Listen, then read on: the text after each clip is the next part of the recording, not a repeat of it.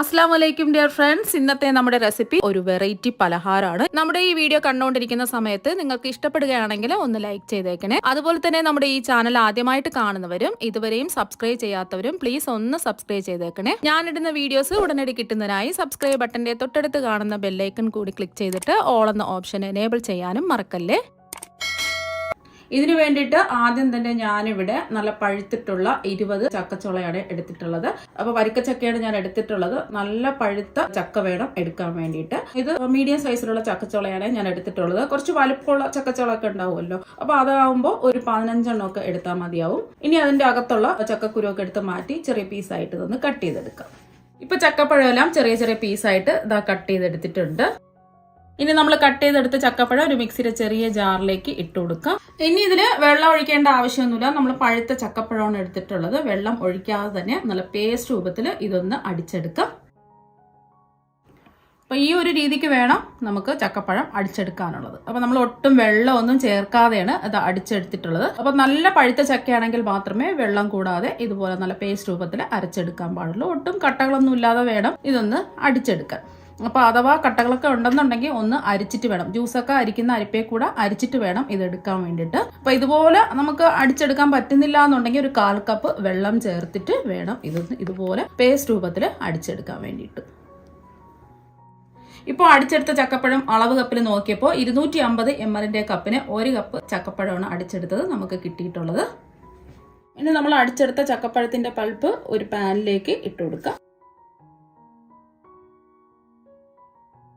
ഇപ്പൊ ഞാൻ എന്താ ഫ്ലെയിം ഓൺ ആക്കി കൊടുത്തിട്ടുണ്ട്. ഒന്ന് ഇളക്കി കൊടുക്കാം. മീഡിയം ഫ്ലെയിം വേണം വെക്കാൻ വേണ്ടിയിട്ട്. ചെറുതായിട്ടൊന്ന് തിള വരുന്നത് വരെ ഒന്ന് ഇളക്കി കൊടുക്കാം.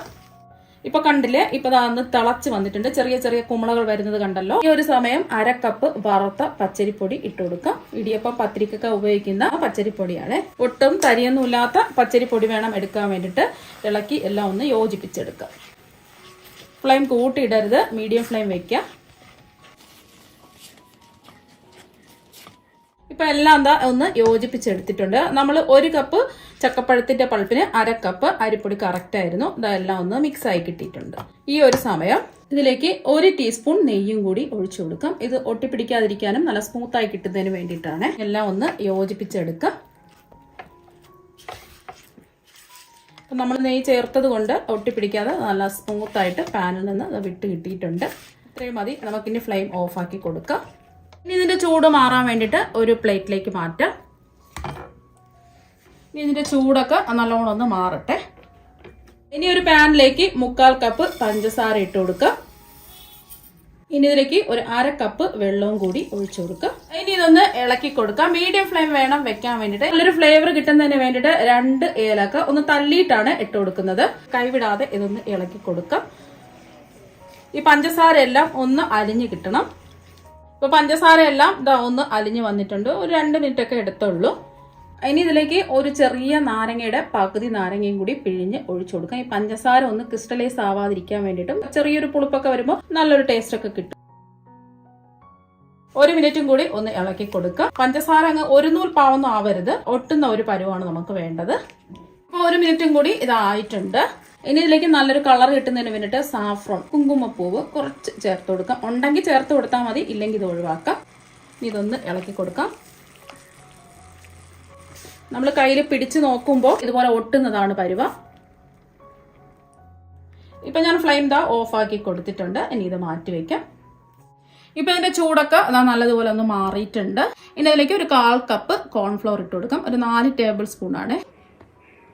ഇനി ഇതിലേക്ക് ഒരു 1/4 കപ്പ് പാൽപ്പൊടിയും കൂടി ഇട്ട് കൊടുക്കാം. പാൽപ്പൊടി ഉണ്ടെങ്കിൽ പാൽപ്പൊടിയും കൂടി ഇട്ട് കൊടുക്കാം. അപ്പൊ ഒരു പ്രത്യേക ടേസ്റ്റ് ആണ് ഇതിന് കിട്ടുന്നത്. ഇല്ലെങ്കിൽ പാൽപ്പൊടി ഒഴിവാക്കാം. എല്ലാം കൂടിയിട്ട് ഒന്ന് യോജിപ്പിച്ചെടുക്കാം.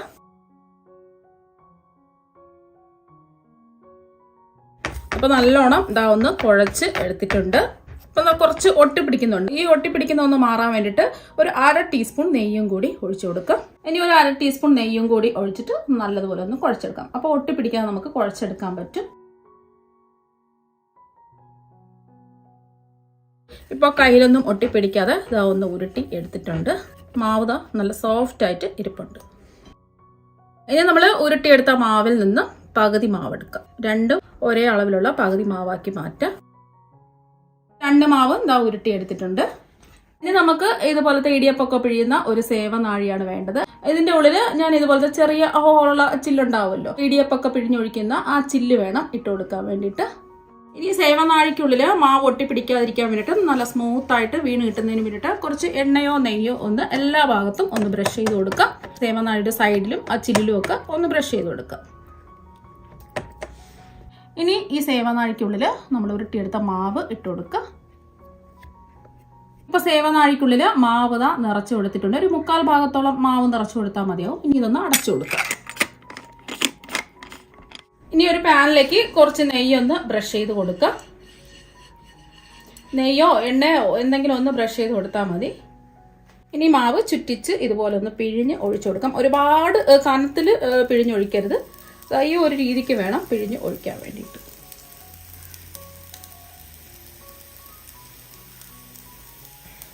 ബാക്കിയുള്ളത് കൈവച്ച് മുറിച്ചിട്ട് കൊടുക്കാം.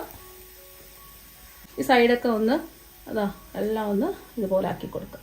ഒരു സൈഡ് ഒന്ന് മൊരിഞ്ഞ് വരട്ടെ. ഫ്ലെയിം നന്നായിട്ട് കുറച്ച് വെച്ച് കൊടുക്കുക. നമ്മൾ വളരെ കനം കുറച്ചാണ് പിഴിഞ്ഞ് ഒഴിച്ചിട്ടുള്ളത്, അതുകൊണ്ട് പെട്ടെന്ന് കരിഞ്ഞു പോവും. അതുകൊണ്ട് ഫ്ലെയിം കുറച്ചിട്ട് വേണം ഇതൊന്ന് മൊരിയിച്ചെടുക്കാൻ. അപ്പോൾ ഒരു സൈഡ് ഒന്ന് മൊരിഞ്ഞ് വന്നിട്ടുണ്ട്. ഇനി ഇതൊന്ന് തിരിച്ചിട്ട് കൊടുക്കുക. പെട്ടെന്ന് തന്നെ ഇത് റെഡിയായി കിട്ടും, ഒരുപാട് താമസമൊന്നുമില്ല. ഈ വശവും ഒന്ന് മൊരിഞ്ഞ് കിട്ടിയിട്ടുണ്ട്.